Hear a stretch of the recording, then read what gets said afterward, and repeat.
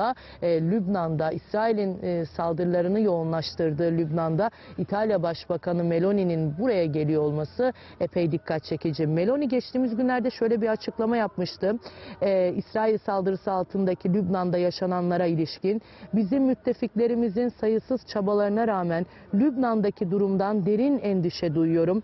Birleşmiş Milletler Lübnan Geçici Barış Gücü mevzileri İsrail tarafından vuruldu. Herhangi bir kayıp veya ciddi hasar kaydedilmemiş olmasına rağmen İsrail'in UNIFIL'e saldırısı kabul edilebilir değil. İsrail güçlerinin yaklaşımının tamamen haksız ve BM'nin 1701 sayılı kararının açık bir ihlali olduğuna inanıyorum demişti geçtiğimiz günlerde Meloni. Biliyorsunuz İsrail güçleri, İsrail askerleri Lübnan'ın güneyindeki uzun zamandır konuşlanan BM barış gücüne saldırılarda bulunmuştu. Yaralanan barış gücü askerleri, BM askerleri olmuştu ve 4-5 kere bu saldırılar tekrarlanmıştı. Hatta geçen hafta pazar günü İsrail tankları barış gücü mevzilerine girmişti ve daha sonra epey tepkiler gelmişti peş peşe. En çok aslında tepki gösteren isimlerden biri de İtalya Başbakanı Meloni olmuştu.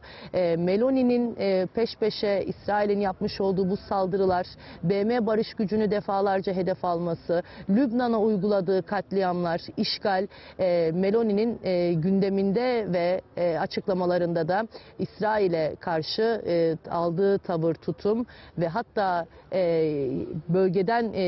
bölgeyi ziyaret edecek olması da çok önemli. Bugün nasıl mesajlar verecek? Lübnan Başbakanı Necip Mikati ile bir araya gelecek. Daha sonra 16.30'da da kameralar karşısına geçecek ve gazetecilerin hem sorularını yanıtlayacak hem de önemli mesajları olacak, açıklamalarda bulunacak. Şimdi İtalya Başbakanı Meloni'nin ziyareti henüz gerçekleşmedi. Refik Hariri Havalimanı, işte canlı görüntülerle ekrana getiriyoruz. Şu an havalimanı sakin. O esnada aslında bölgede bir saldırı olur mu? Yani çünkü daha önce de defalarca vuruldu havalimanının çevresi. Şu an için Dahiye bölgesinde dumanlar yükselmiyor. Birkaç gündür bölge sakin, Dahiye bölgesi, ama zaten enkaza dönmüş vaziyette. Dün Dahiye'nin içine girdik. Kameraman arkadaşım Yasin Kamaloğlu ile beraber. Arkadaşlarım o görüntüleri de ekrana getireceklerdir. İçeriye girdiğimizde gerçekten artık hayalet kente dönüşmüş. Sessiz, ıssız, kapalı dükkanlar, enkazlar. Yani tam anlamıyla o hayalet kenti gördük, görüntüledik. Aracın içinden telefonumuzla kaydettik o görüntüleri. Çünkü Hizbullah mensupları içeriye girdiğimiz anda ve o bölgede çekim yaptığımız anda hemen yanımıza geleceklerdi. Dolayısıyla arabanın içinden görüntüler çektik ve zaten o kapalı dükkanlar ekrana geliyor. Bir yandan enkaza dönen o binaları gördük ve görüntüledik. Tam anlamıyla bir hayalet kentti Dahiye bölgesi. Hizbullah mensuplarının kullandığı motorların sesi ve İsrail'in insansız hava araçlarının çıkardığı o ses dışında hiçbir ses yoktu Dahiye'de. Issız ve bütün dükkanlar, iş yerleri kapalı, evler terk edilmiş, binalarda yaşayan insan yok. Sadece gördüğümüz o kapalı dükkanlar ve enkazlardı ve gerçekten çok acı bir görüntü vardı. Çünkü orada binlerce kişi evini terk etmek zorunda kaldı ve Beyrut'un kalbi diyeceğimiz, Beyrut'un güneyindeki o Dahiye bölgesinden o hayalet kenti görüntülemiş olmak, oradan o çekimi yapmış olmak gerçekten hem zordu hem de tarihi bir görüntü elde etmiş olduk ve Dahiye bölgesinin son halini CNN Türk ekranlarından yayınlamış, ekranlara taşımış olduk. Evet, Dahiye bölgesinde hala Hizbullah mensupları tabii bölgedeler, onu belirtelim ki biz Dahiye'den çıkarken yani Hizbullah mensupları tarafından fark edildik ve fark edildikten sonra uzun bir süreç bizi bekledi. Çünkü bir sorgu sürecimiz oldu. Yani aracımız arandı, kameralarımıza bakıldı, telefonlarımıza bakıldı.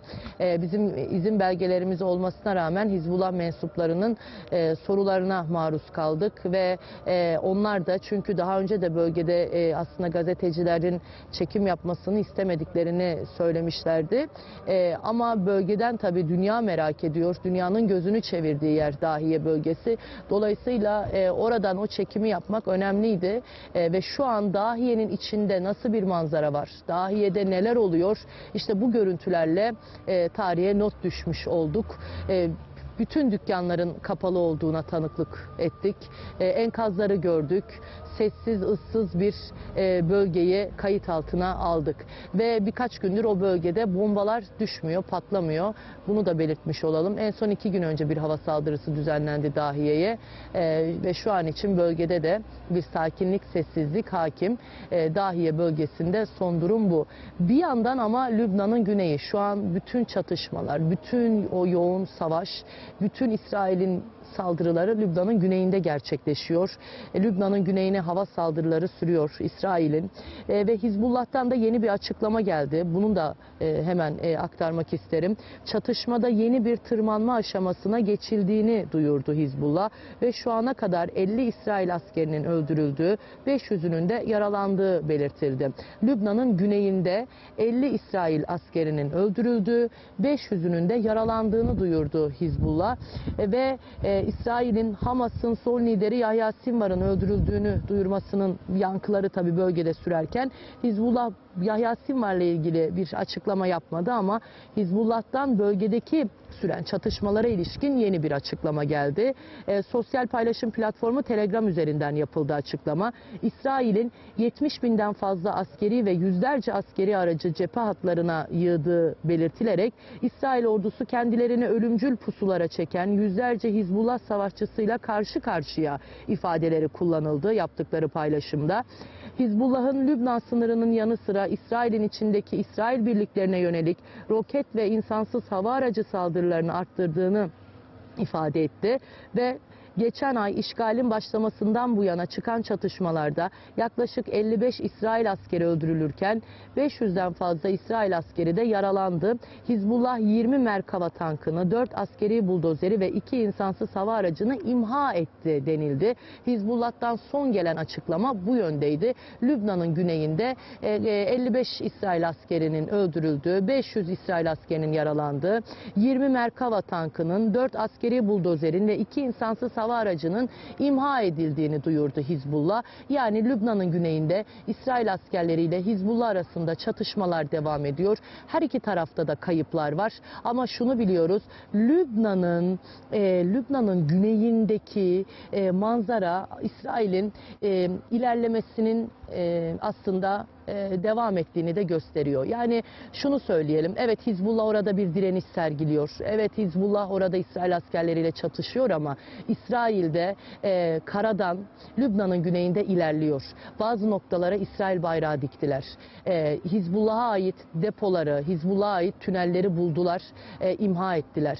Bu görüntüleri de paylaştılar. Evet Hizbullah da İsrail askerlerine karşı bir direniş sergiliyor. Onlar da videolar paylaşıyor, açıklamalar yapıyor ama İsrail tarafı da yapıyor ve bazı bölgelerin ele geçirildiğini, imha edildiğini duyuruyorlar. Yani çok gerçekten büyük bir çatışma hali var Lübnan'ın güneyinde.